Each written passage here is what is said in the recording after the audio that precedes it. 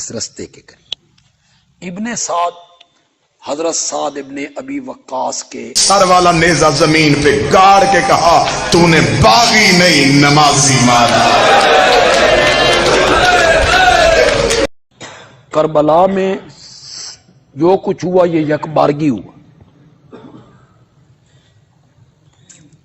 یہ نہیں ہے کہ کوئی سکیم کے تحت جنگ ہو رہی ہے۔ ادھر کتنے لوگ ہیں؟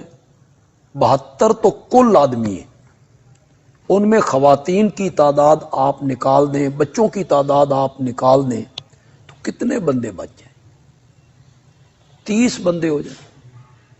30 بندوں کا کسی لشکر سے، قافلے سے، دستے سے جنگ کرنا، یہ عقل بھی اس بات کو تسلیم ہو نہیں کرتی کہ کوئی باقاعدہ صف بندی ہوئی ہے، میمنہ، میسرہ، مقدمۃ الجیش، اس طرح کی لڑائی ہوئی ہے، ایک بندہ آ رہا ہے ادھر سے آ رہا ہے، نہیں۔ یہ ان خبیثوں نے یک بارگی حملہ کیا ہے ان کے خیموں پر، جنہیں یہ خطرہ محسوس ہوا کہ حضرت حسین رضی اللہ تعالی عنہ نے کوفے کا راستہ چھوڑ کے دمشق کا راستہ اختیار کر لی۔ تاریخی میدان میں آئیے، مکے سے آ رہے ہیں، مکے سے کوفے آئیں تو رستے میں کربلا نہیں آتی۔ مکے سے ایک جگہ پہ آ کے 2 رستے پھوٹتے ہیں، ایک کوفے چلا جاتا ہے، ایک دمشق چلا جاتا ہے۔ اس رستے کے قریب ابن سعد کا دستہ حضرت حسین کو ملا، اس رستے کے قریب ابن سعد حضرت سعد ابن ابی وقاص کے بیٹے، اس نے آ کے یہاں سمجھایا کہ جو خط آپ دکھا رہے ہیں یہ آپ کے پاس ہے، ان سے جو چودھری ہوتے ہیں، سردار ہوتے ہیں، بڑے ہوتے ہیں، میرے دستے میں دیکھو یہ سارے چودھری اور سردار تو میرے ساتھ کھڑے۔ حضرت حسین رضی اللہ تعالی عنہ نے جب محسوس کیا تو ان پر یہ راز کھلا کہ میرے ساتھ دھوکہ ہو گیا۔ تو حضرت حسین رضی اللہ تعالیٰ عنہ کو یہاں سمجھ آئی کہ مکے میں جو لوگ مجھے پکڑ پکڑ کے سمجھا رہے تھے نا وہ صحیح تھے اور میرے ساتھ دھوکہ ہو گیا۔ تو انہوں نے ابن سعد کے سامنے 3 تجویزیں پیش کی۔ کوئی دنیا کا آدمی ان شرائط کو جھٹلا نہیں سکتا۔ ان میں پہلی شرط تھی مجھے واپس جانے دو، میں جہاں سے آیا ہوں میں پلٹ جاتا ہوں، یہ پہلی شرط تھی۔ دوسری شرط تھی مجھے اسلام کی سرحدوں میں سے کسی سرحد پہ پہنچا دو۔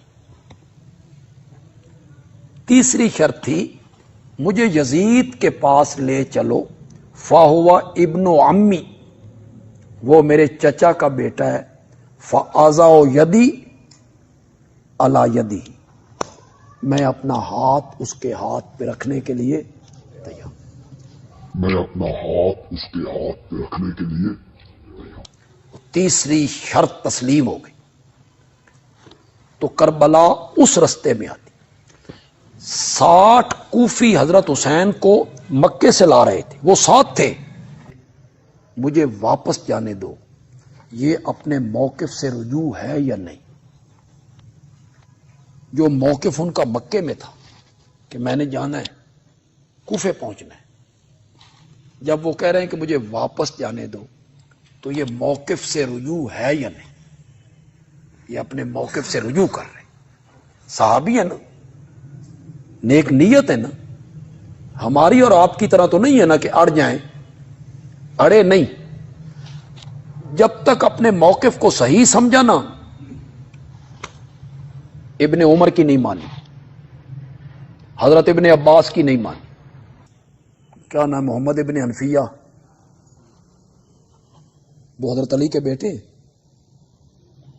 انہوں نے روکا، نہیں مانی۔ ابو سعید خدری نے روکا، نہیں مانی۔ ابو واقد لیثی نے روکا، نہیں مانی. جو موقف سمجھا ٹھیک ہے میرا موقف درست ہے اس پہ ڈٹ گئے، لیکن جس جگہ پہ آ کے سمجھ آئی کہ میرے ساتھ دھوکہ فوراً رجوع کر لی، پھر نہیں اڑے. صحابی ہے نا، مجھے واپس جانے دو، مجھے اسلام کی سرحدوں پہ پہنچاؤ یا مجھے یزید کے پاس لے جاؤ، میں اپنا معاملہ وہاں طے کر لوں. تو یہ جو 60 بندے ساتھ آ رہے تھے انہوں نے، اور جنہوں نے خط لکھے تھے نا ان کی مہریں تھیں، انہیں یہ خدشہ ہوا کہ ہمارا تو بنا بنایا جال ختم ہو رہا ہے اور یہ ساری ہمارے خلاف پڑ رہی ہے. اگر حضرت حسین یزید کے پاس پہنچ جاتے ہیں اور ان کی صلح ہو جاتی ہے اور ہمارے خط یزید کے پاس آ جاتے ہیں تو وہ ہماری چمڑی ادھیڑ دے گا. انہوں نے کہا کوئی کام ایسا کرو حضرت حسین یزید تک نہ جائے. انہوں نے اخبارگی حملہ کیا، جو سامنے آیا کاٹتے چلے گئے. خطوں کو جلانے کے لیے انہوں نے خیموں کو، ابن سعد کا دستہ جو ساتھ تھا وہ پڑاؤ کرتا تھا ذرا فاصلے پر کہ مستورات ہیں، خواتین ہیں، انہوں نے خیموں سے باہر بھی آنا ہے، قضائے حاجت کے لیے بھی جانا ہے، تو وہ ذرا فاصلے پہ کرتے تھے. ان کے آنے تک انہوں نے منٹوں سیکنڈوں میں کام کر دی، جو آیا سامنے کاٹتے چلے. زین العابدین بچ گئے، ورنہ سکیم کے تحت اگر لڑائی ہوتی تو جو لوگ 6 مہینے کے علی اصغر کو نہیں چھوڑ رہے انہوں نے 20-22 سال کے زین العابدین کو کیوں چھوڑنا تھا؟ اور پھر یہ کہانیاں جو ہمارے سنی وائز بھی خطیب بھی سنی، بھئی سر نیزے پہ، حضرت حسین کا سر نیزے پہ اور یہ قافلہ جا رہا، عورتیں اونٹوں کی ننگی پیٹھوں پر ہیں، ان کے سروں پہ چادریں کوئی.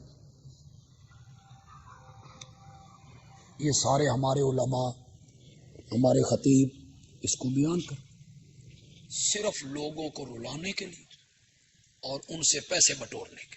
ہمیں بتاؤ یہ قتل کیوں ہوا؟ بس یہ قتل جگیر کی وجہ سے تھا، جائیداد کی وجہ سے تھا، حکومت کا مطالبہ تھا؟ نہیں. اب ہم نے جب تاریخ سے پوچھا تو اب ہمیں ساری تاریخوں نے متفقہ طور پہ ایک جواب دیا، یہ قتل ہوا انکار بیعت کی وجہ سے. یہ بیعت کس نے مانگی تھی؟ تاریخ نے کہا یزید نے. انکار کس نے کیا تھا؟ حسین نے. اب میرا ہاتھ ہے یہ مورخ کے گریبان میں، یہ میری آنکھیں ہیں طریق کی آنکھوں میں. اب میرا سوال ہے تو ہمیں صرف اتنا بتا کہ ان دونوں میں سے حق پہ کون تھا؟ وہ کہے گا حسین. اس کا مطلب حسین نے صحیح کیا، بیعت نہیں کرنی چاہیے تھی. تاریخ نے نہیں کرنی چاہیے تھی. یزید نے غلط کیا، جی یزید نے غلط کیا. پھر اس کا مطلب تو مان گیا نا جو معصوم سے بیعت مانگے وہ یزید ہوتا ہے.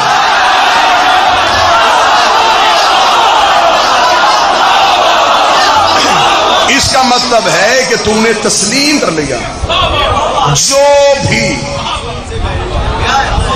معصوم سے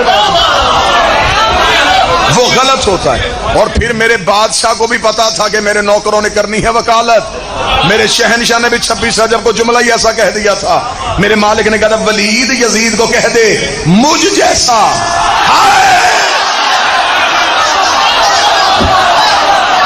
مجھ جیسا تجھ جیسے کی بیعت نہیں کرتا. مولا حسین نے یہ نہیں کہا کہ میں تیری بیعت نہیں کروں، مجھ جیسا تجھ جیسے کی. اس کا مطلب حسین بھی اکیلا نہیں، حسین بھی کئی اور ہیں. اکیلا یزید بھی نہیں، یزید بھی کئی اور ہیں. حسین نے کہا مجھ جیسا تجھ جیسے کی بیعت نہیں کرے گا. اس کا پھر حسین نے کہا نہیں. فلسفہ کربلا سننا ذرا، آج راز سننا کربلا کا.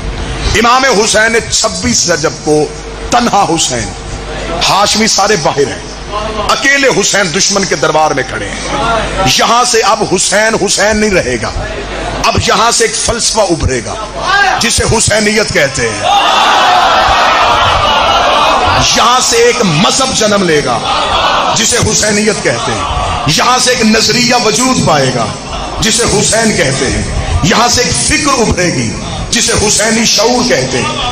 دشمن کا دربار اور حسین نے کہا نہیں. صرف آخر تک بات سننا, آخر تک بات سننا. یعنی صرف ایک لمحے کے لیے داد نعرے بالکل اپنے پاس رکھنا, صرف تائید کرنا. حسین نے کہا نہیں. ولید نے کہا کیا مطلب؟ حسین نے کہا نہیں کروں گا. وہ نہیں دربار سے باہر نکلی. 72 ساتھیوں نے اس نہیں کا ساتھ دیا کیونکہ اس نہیں میں توحید کا راز تھا. اس نے بھی کلمے میں پہلے کہا اللہ نہیں.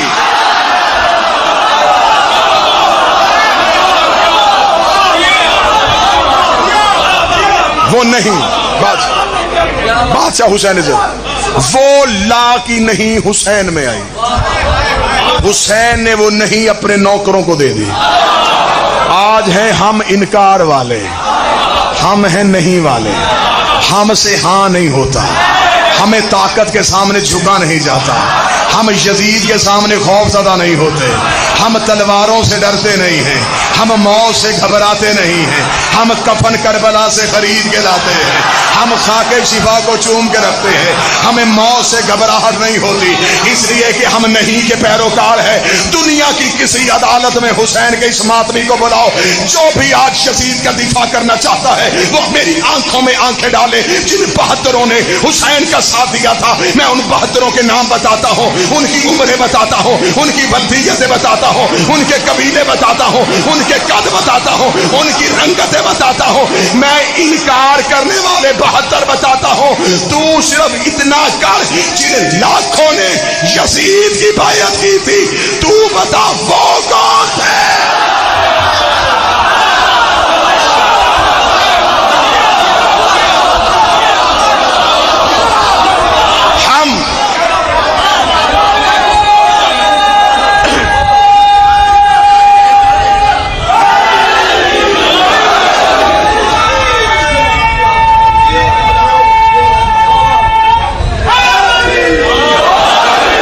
ہم ہیں نہیں والے, ہم ہیں نہیں والے. ہم کہتے ہیں کہ نہیں وہ 72 والی نہیں اب ہم میں. جنہوں نے انکار کیا ان کے نام لکھے ہوئے ہیں. یہاں آ کے تاریخ کا مورخ گونگا ہو گیا.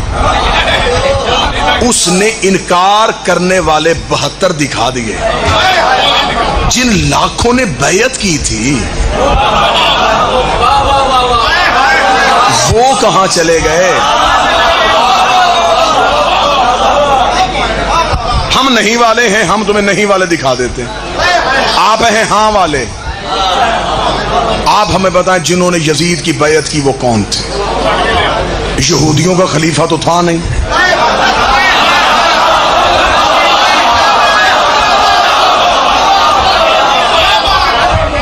اچھا کیا دھوکہ دے رہے ہو؟ ہم ہماری آنکھوں میں دھول جھونک رہے, ہم بچے ہیں. میرا سلام ان اہل سنت علماء کرام کو جو اس نہیں میں ہمارے ساتھ ہیں. یہ نہیں کہ یہ فکر صرف شیعوں تک ہے. میں تمہیں نہیں والے ہندو دکھاتا ہوں. یہ نہیں پھر ایک مذہب بن گئی ہے, یہ ایک سوچ بن گئی ہے, یہ ہر مذہب میں آ جاتی ہے. اس نہیں کا ایک ہی تقاضا ہے غیرت.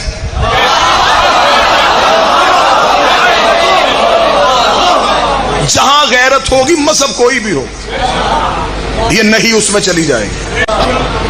یہی تو وجہ ہے کہ بندے طریق کے اس خاردار سفر کو برداشت نہیں کرتے.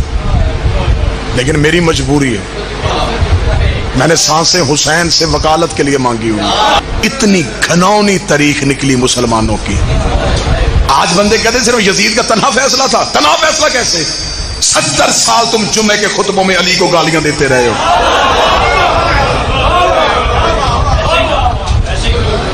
जुमे के खुतबे के मिंबरों पे अली को गालियां दी जाती रही। 70 साल में तुमने हुसैन के कातिल जवान किए हैं। ये 9 लाख बंदा अचानक आ गया था करबला में। ये उस 70 साल की पैदावार है जो अली की दुश्मनी में तुमने नस्लें परवान चढ़ाई थी। अली की दुश्मनी में जिन लोगों की तुमने तरबियत की थी, आज हमें कहते हो कि फलां की इज्जत कर लो, उस बंदे की इज्जत करो। कैसे करें? मेरे बाप को गाली दे, मैं क़यामत तक उससे सुलह ना करूं, और कोई मेरे पीर को गाली दे,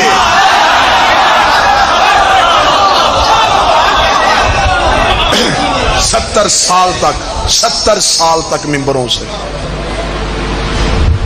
अली को जुम्मे के खुतबों में इबादत समझ के गालियां दी जाती हैं।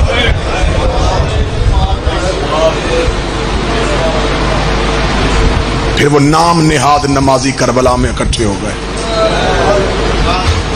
इन्होंने लाठियों से मारा हुसैन को। मैं बादशाह हुसैन की इज्जत की कसम खा के कह रहा हूं, मैं मिंबर पे खड़ा हूं। मेरे 5वें इमाम ने मदीने में आकर रो के कहा था, मेरे दादे हुसैन को लाठियों से मारा गया। एक सहाबी ने कहा, मौला जंग तलवारों से होती है, ये लाठियां लेके करबला में क्यों आए थे? बाकर ने रोके का 400 बेगैरत जुमा पढ़ाने के लिए आया हुआ, इनके हाथों में लाठियां थी। इन्होंने जुमे की नमाज से फारग होके लाठियों से मारा बतूल के बेटे। नमाजी मार रहे थे और नमाज कत्ल हो रही थी। कारी मार रहे थे और कुरान ज़िबा हो रहा था।